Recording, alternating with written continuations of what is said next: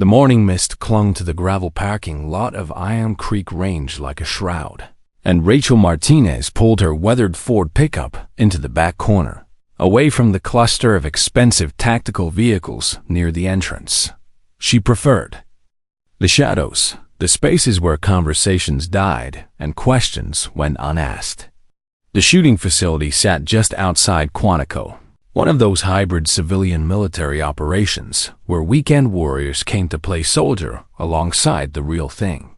She stepped out of her truck. No military decals adorning the dusty tailgate. No veteran license plates announcing her service. Just another Sunday morning shooter, unremarkable in her faded jeans and plain black baseball cap. The rifle case in her weathered hands looked ordinary enough, the kind any serious shooter might carry. Nothing about her suggested the storm that lived behind her carefully controlled silence. Inside the facility, the bulletproof glass reflected her approach to the rental counter. The young clerk, barely old enough to have finished high school, looked up from his paperwork with the bored expression of someone who had seen every type of shooter imaginable. Rachel nodded politely, paid cash for Lane 7, and accepted the range safety briefing she had memorized years ago in places where safety meant staying alive. "First time here?" the clerk asked, making conversation that Rachel neither wanted nor encouraged. "No," she replied simply, her voice carrying the kind of finality that ended discussions before they began. The adjacent lanes buzzed with the familiar sounds of masculine bravado. A group of former Marines, now working private security contracts, had claimed lanes 4 through 6.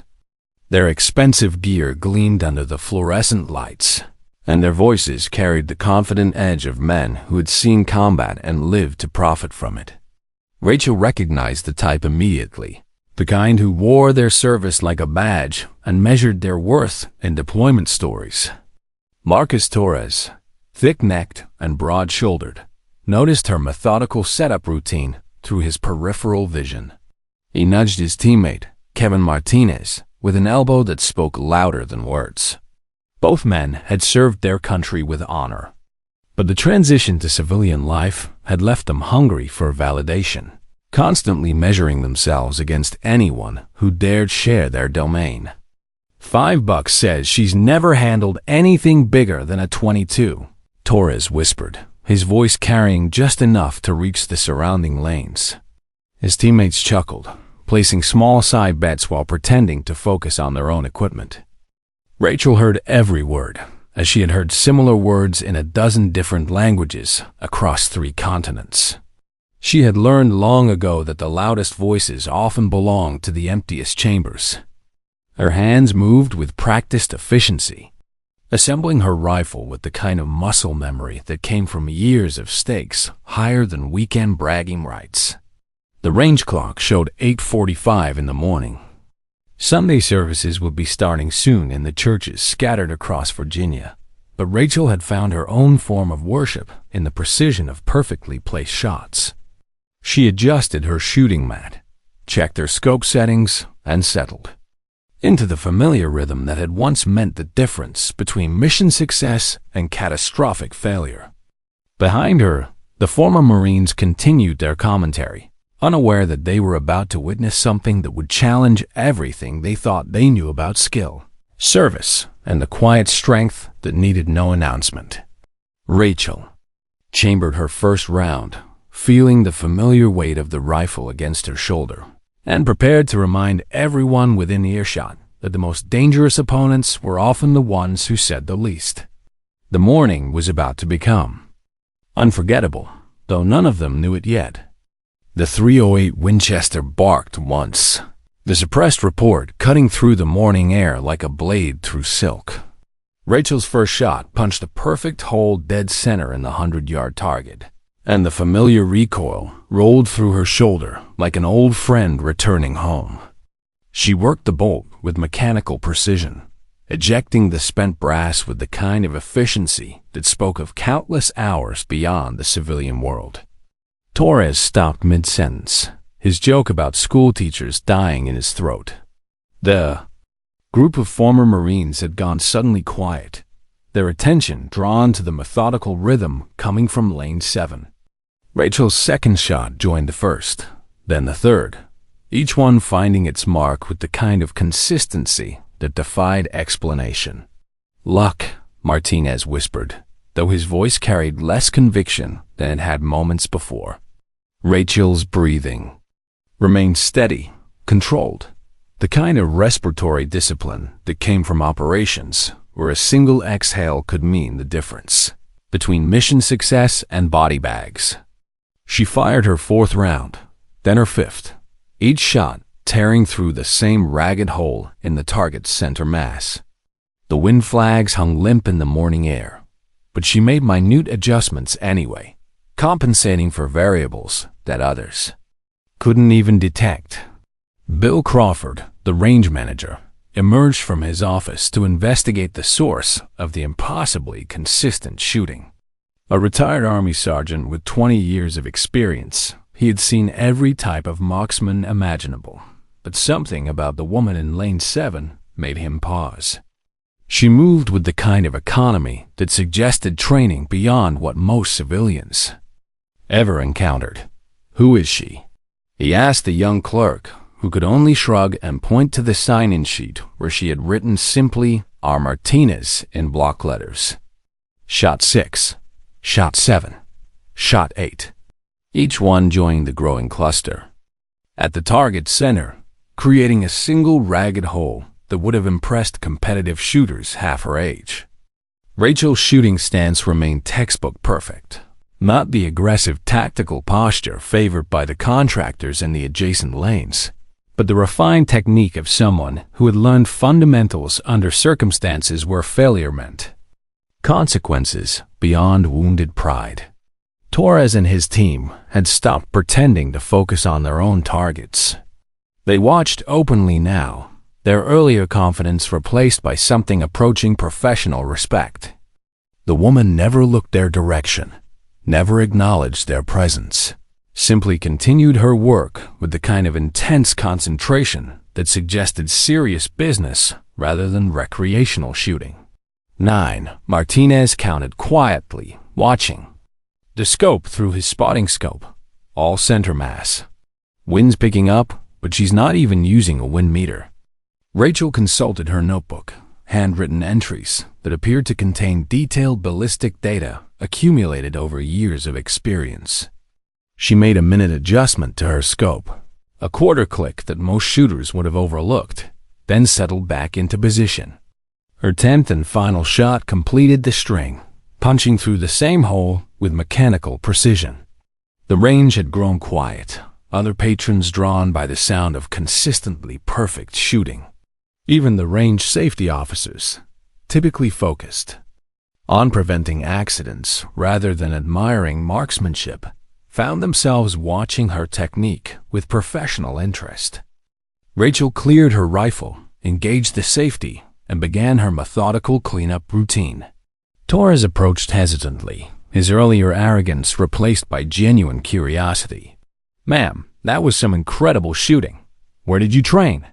Rachel looked at him once, briefly, with eyes that had seen things civilians couldn't imagine. "Everywhere it mattered," she replied softly, then continued packing her gear with the same careful attention to detail that had characterized her entire session. The answer hung in the air like smoke, mysterious and somehow final. Torres nodded respectfully and returned to his lane, understanding that some conversations were over before they began. Rachel finished her cleanup, policing her brass and wiping down the shooting bench with the kind of thoroughness that left no trace of her presence. As she prepared to leave, none of them noticed the black SUV with government plates that had just pulled into the parking lot. The morning was about to become much more interesting, though the woman who had just demonstrated shooting that bordered on the supernatural seemed completely unaware of the attention she was about to receive.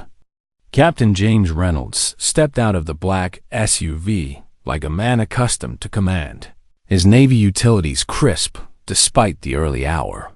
The vehicle's matte finish and tinted windows suggested official business and the small Department of Defense. Decal in the corner of the windshield confirmed what his bearing had already announced.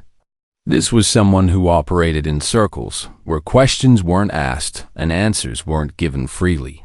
Inside the range facility, Rachel was completing her final equipment check when she felt the familiar prickle of awareness that had kept her alive through 6 years of operations where inattention meant death. She didn't turn around, didn't break her concentration, but her peripheral vision caught the movement through the bulletproof glass observation window. Someone was watching her with the kind of focused attention that suggested recognition rather than casual interest.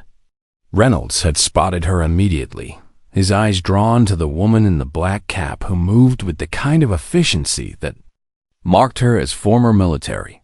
But it was her shooting stance, glimpsed through the observation window, that had triggered memories he had tried to bury.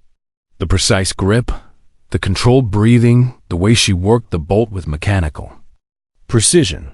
He had seen that technique before, in places where American forces weren't supposed to be operating. Torres and his team noticed the naval officer's arrival with the kind of professional interest that former Marines reserved for active duty, personnel of obvious importance. Martinez nudged his teammate, whispering urgently about the man's bearing and the way he moved with purpose rather than curiosity. This wasn't a casual visit to a civilian shooting range. That's someone very important, Martinez observed, watching Reynolds walk directly past the reception desk without stopping for check-in procedures. The officer's attention focused immediately and exclusively on the woman completing her session. At the 600-yard line, Rachel sensed his approach before actually seeing him. The kind of situational awareness that came from years of operations where threats materialized from seemingly empty landscapes. She fired her final round, the metallic click of an empty chamber marking the end of her session. The rifle went onto the shooting bench, safety engaged, and she turned to face the approaching officer with the kind of controlled movement that suggested she knew exactly who he was and why he had come. Without a word, she assumed the position of attention, not the relaxed stance of a civilian, but the precise military bearing of someone who understood protocol at levels most people never encountered. Her shoulders squared, her hands fell naturally to her sides, and her eyes fixed on a point just over Reynolds' shoulder in the traditional manner of subordinates acknowledging superior officers. The range had gone completely silent, every conversation dying as patrons and staff realized they were witnessing something extraordinary. Reynolds said absolutely nothing, but his right hand came up in a textbook perfect military salute. Sharp execution, formal precision, the kind of respectful salute typically reserved for equals in rank or fallen heroes being honored. The gesture lasted exactly 3 seconds, long enough for everyone watching to understand that this was not casual recognition, but something far more significant. Reynolds lowered his arm, nodded once with obvious respect, then turned and walked away without explanation or conversation.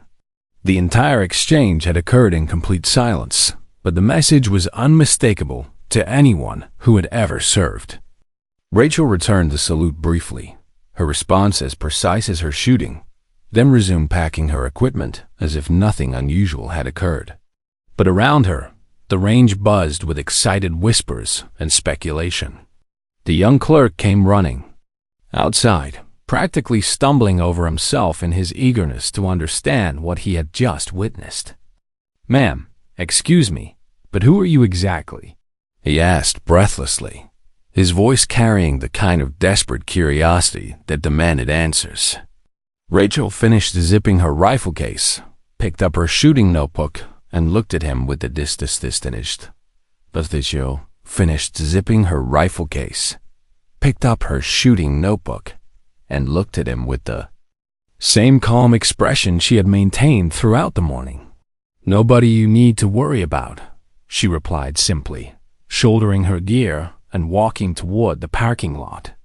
Behind her, the speculation began in earnest. Was that a SEAL team? Commander? Did she serve in special operations? Why would a senior officer salute a civilian? The questions multiplied like wildfire, but the woman who had triggered them was already disappearing down the access road, leaving behind only the memory of perfect shooting and a mystery that would haunt Iron Creek Range for months to come. Captain Reynolds returned to Iron Creek Range exactly 1 week later, arriving during the same morning hours when fewer people would be present to observe or ask questions. He had spent the intervening days running discreet inquiries through channels that most people didn't know existed, but every search returned the same frustrating result.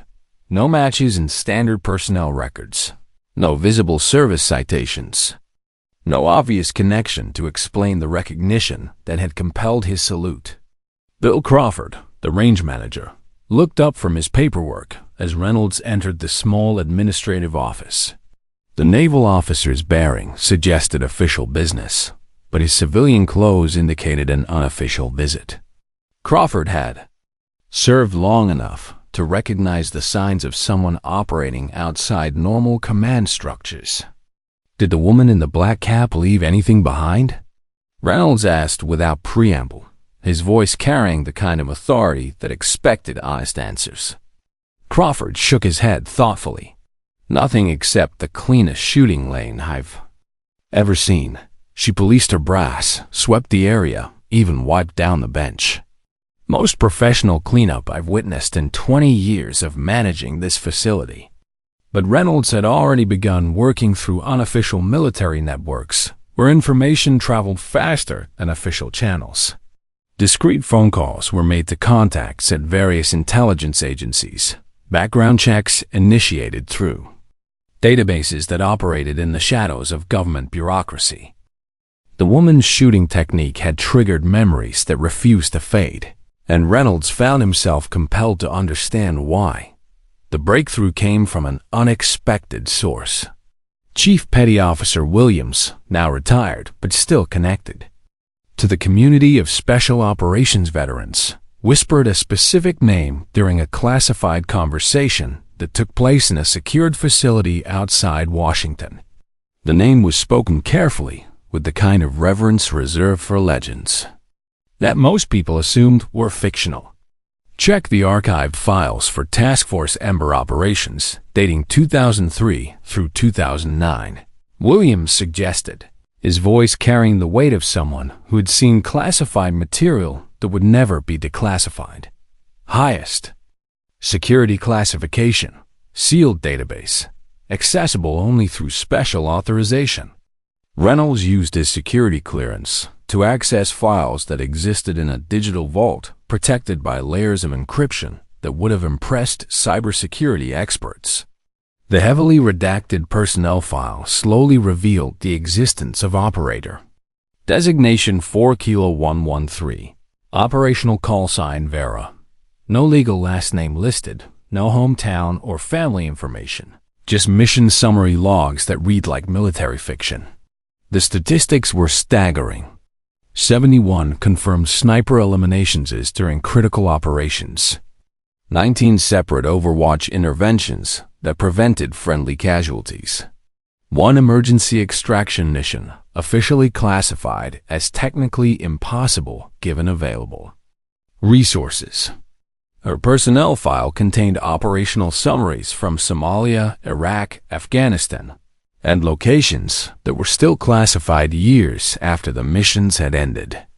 Rachel Martinez, the name she had chosen for her civilian identity, had been one of the most effective long-range specialists in the history of American special operations. Her precision shooting had saved lives across multiple theaters of operation, but her existence had been scrubbed from official records at her own request. She had voluntarily walked away from everything that defined military service, surrendered her security clearances, and chosen anonymity over recognition. The file contained a single final entry dated 6 years earlier. Operator 4 Kilo 113, detached from unit assignment. Current status, location, and activities classified permanent. Access restricted to need-to-know basis only. Reynolds stared at the computer screen, understanding finally why he had felt compelled to offer that salute. Vera had saved the lives of 12 SEALs during a night operation in Kandahar when enemy snipers had pinned down an extraction team. Her precise covering fire from 800 meters away had allowed the entire unit to escape without casualties, and Reynolds had been the team leader that night. He owed his life to the woman who now shot alone at a civilian range, unknown and unrecognized by anyone except the ghosts of operations that officially never happened. The mystery had been solved, but it had raised questions that were far more troubling than the original puzzle. 3 days after accessing the classified files, Reynolds submitted a formal request through his chain of command. The document was brief, precise, and carried the kind of urgency that suggested immediate action was required. Recommend immediate cessation of any attempts to locate or identify the individual in question. Some heroes have earned the right to remain invisible. The response came back within 24 hours, approved without discussion or explanation. Official curiosity about the woman in the black cap ended permanently, buried under layers of classification that would ensure her anonymity remained protected. Reynolds had used his position to shield someone who had already sacrificed more than most people could imagine, and he felt a sense of completion that had been missing since that Sunday morning encounter. But at Iron Creek Range, her reputation continued growing among staff and regular patrons who had witnessed something extraordinary. Word spread through the informal networks that connected shooting enthusiasts, veterans, and law enforcement personnel. The story grew with each telling, acquiring details that may or may not have been accurate. But the core truth remained unchanged. They had seen shooting that defied explanation. Crawford began keeping Lane 7 reserved on Sunday mornings, just in case she returned. When questioned by staff about the policy, he simply explained that some customers deserved special consideration. The range had developed an unofficial protocol for handling inquiries about the mystery woman. Polite deflection, vague answers, and a suggestion that some questions were better left unasked. Torres and Martinez had become something like informal guardians of her reputation, shutting down conversations that veered toward speculation about her identity or background. They had learned something important that morning about the difference between skill and showmanship, and they felt protective of someone who had demonstrated the kind of competence they respected above all else. She earned her privacy, Torres would tell anyone who asked too many questions. Whatever she did in service, she's done enough. The shooting community was small enough that stories traveled quickly, but large enough that legends could develop their own momentum. Range officers at other facilities began reporting similar encounters. A woman who shot with impossible precision, accepted no recognition, and disappeared without explanation. Some claimed to have seen her at competitions, others at military ranges, but the reports were always secondhand, always unverifiable. Reynolds found himself checking Iron Creek Range's parking lot whenever his duties took him through the area, hoping to encounter her again, but understanding that such meetings were unlikely. She had chosen invisibility with the same precision. She had once applied to eliminating threats, and he respected that choice, even as he wondered about the cost of carrying such secrets alone. The classified files remained sealed, accessible only to personnel with specific authorization and compelling need-to-know requirements. Vera's story would remain buried in digital vaults, protected by the same security apparatus that had once facilitated her operations. She had earned the right to define her own legacy, and Reynolds intended to ensure that right remained protected. The official investigation was over, but the unofficial legend had just begun. In the shadowy world where special operations veterans shared stories that would never appear in history books, the name Vera joined the ranks of operators whose achievements would be whispered rather than celebrated. She had become exactly what she had always been, a ghost who protected others from the shadows, asking nothing in return except the freedom to disappear when the mission was complete. 3 months later, Rachel returned to Iron Creek Range for the second time since that memorable Sunday morning when her shooting had silenced an entire facility. She arrived quietly and unannounced, just as before, but this time several staff members recognized her immediately.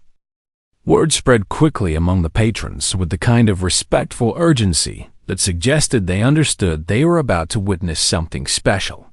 The atmosphere was different now. No one smirked or made jokes about her equipment or technique. The former Marines who had initially doubted her abilities now spoke of her with the kind of reverence typically reserved for combat heroes. The range had developed an unofficial protocol for her visits: respectful distance, minimal conversation, and maximum appreciation for observing genuine expertise in action.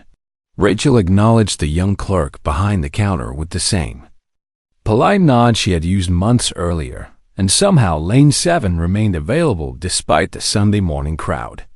Crawford had made certain of that, though he would never admit to holding the lane in reserve.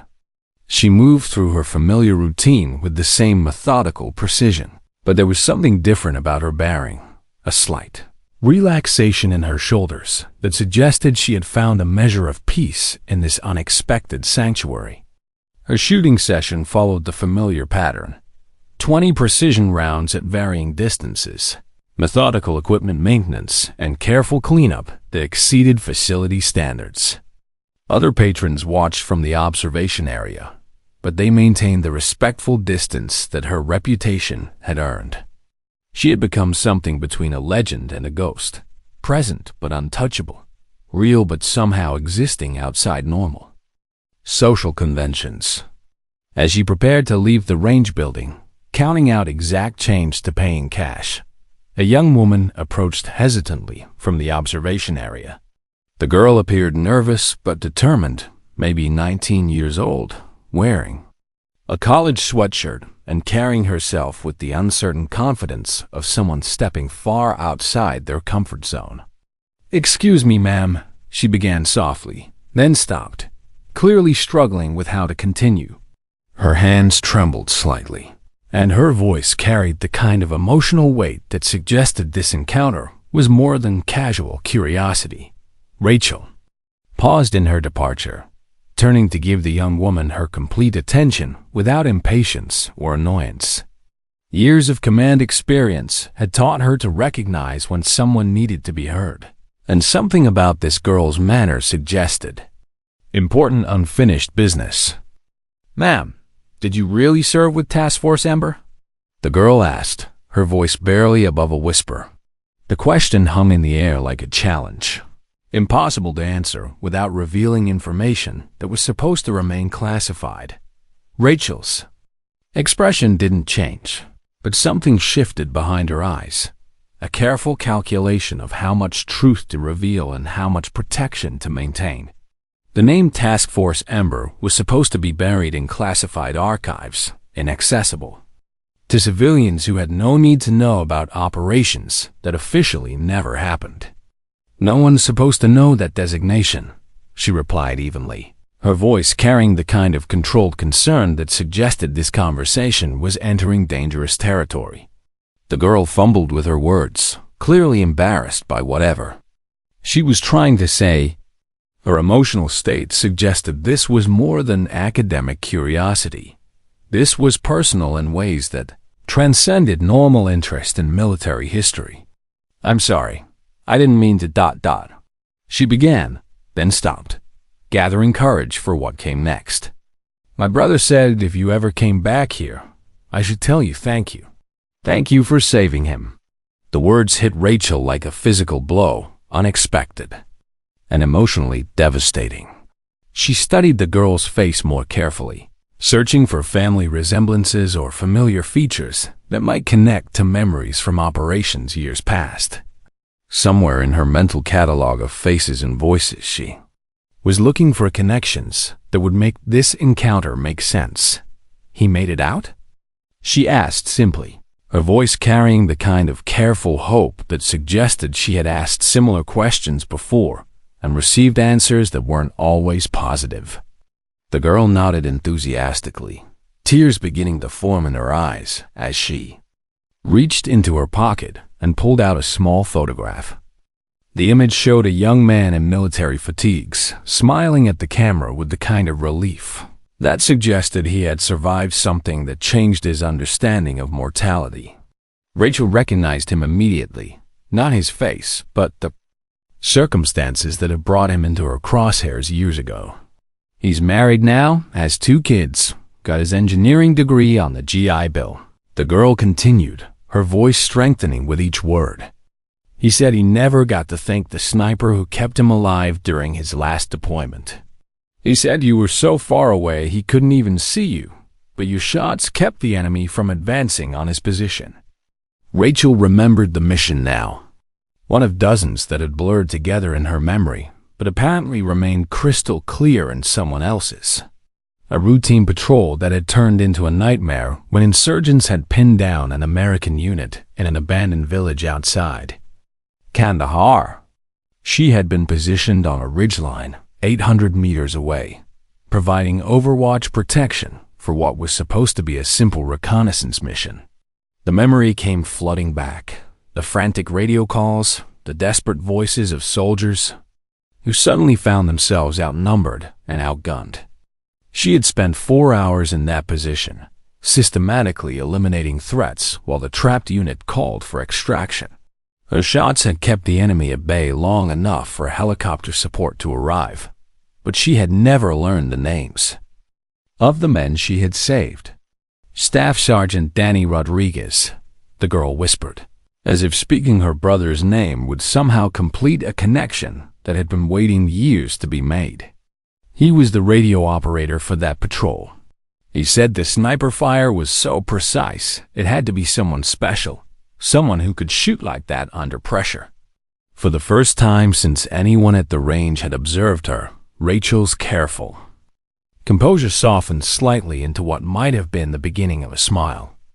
The emotional weight she had carried for years, the uncertainty about whether her actions had mattered, whether the lives she had protected had been worth the cost, suddenly felt lighter. Then I didn't miss what mattered, she said quietly, her voice carrying the kind of satisfaction that came from learning that difficult choices had produced positive outcomes. The girl reached out impulsively, as if she wanted to hug someone who had become legendary in her family stories. But Rachel stepped back politely, maintaining the distance that had become her protective barrier.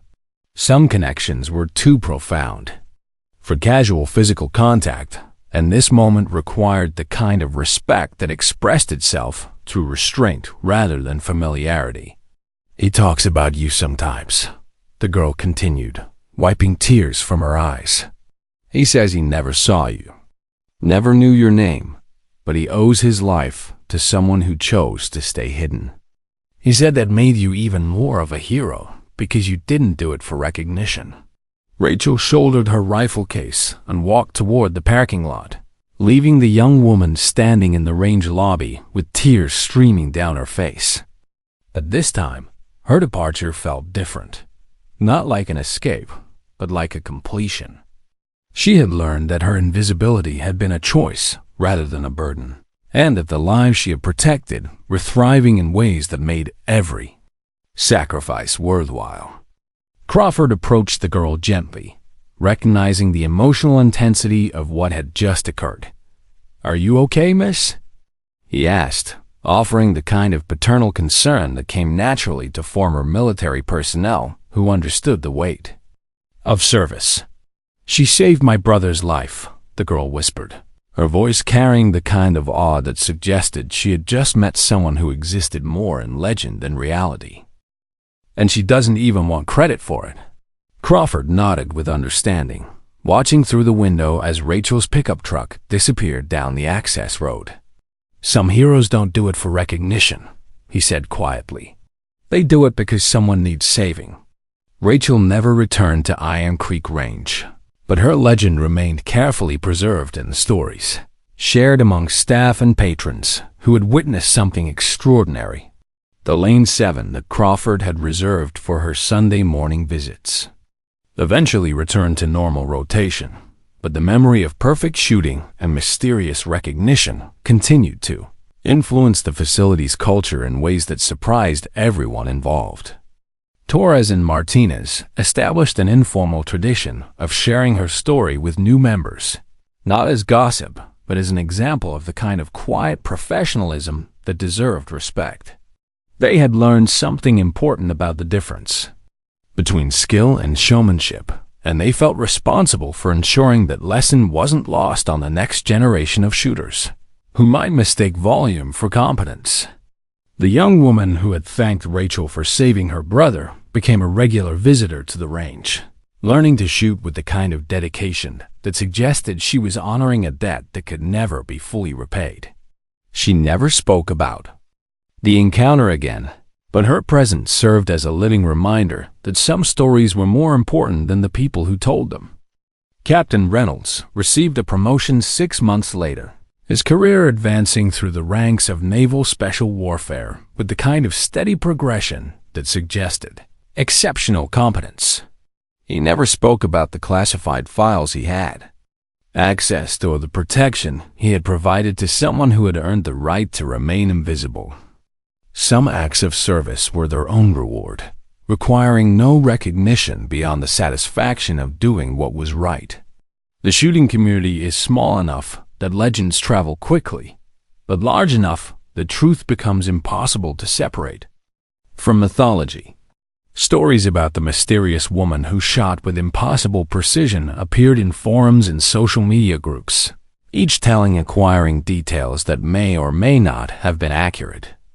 But the core truth remained unchanged. They had witnessed something that challenged their understanding of what was possible.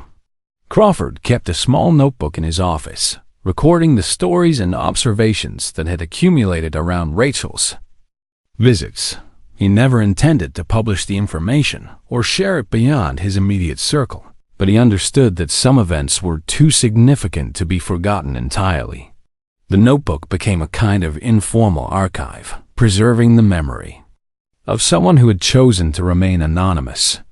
Years later, when new employees asked about the range's history and traditions, Crawford would tell them about the woman who had shot with mechanical precision and accepted no recognition for skills that had saved lives across multiple theaters of operation. He would explain that respect wasn't something you demanded or requested.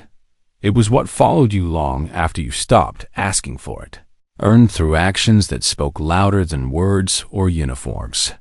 The story became part of Iron Creek Range's institutional memory, passed down through generations of staff and patrons who understood that they had been witness to something extraordinary.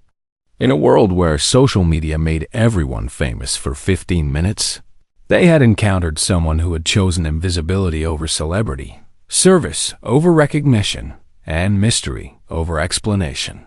Rachel Martinez, the woman who had once been known as Vera, Operator 4 Kilo 113, had found the piece that had eluded her during years of classified operations. She had learned that the most important targets weren't made of paper or steel. They were the lives that continued, because someone with quiet hands and perfect aim had decided those lives were worth protecting. The legend of the woman in the black cap lived on, not in official records or public recognition, but in the whispered stories of people who understood that some heroes were defined not by what they revealed about themselves, but by what they chose to keep hidden. Her legacy was written in the lives she had saved, the families that remained intact, and the quiet satisfaction of knowing that she had served something greater than herself. In the end, that was enough. More than enough. It was everything that mattered. If you enjoyed this story, don't forget to hit the subscribe button and become a part of our Everyday Life Stories community. Where are you watching from? Drop a comment below. We love hearing from our amazing viewers around the world.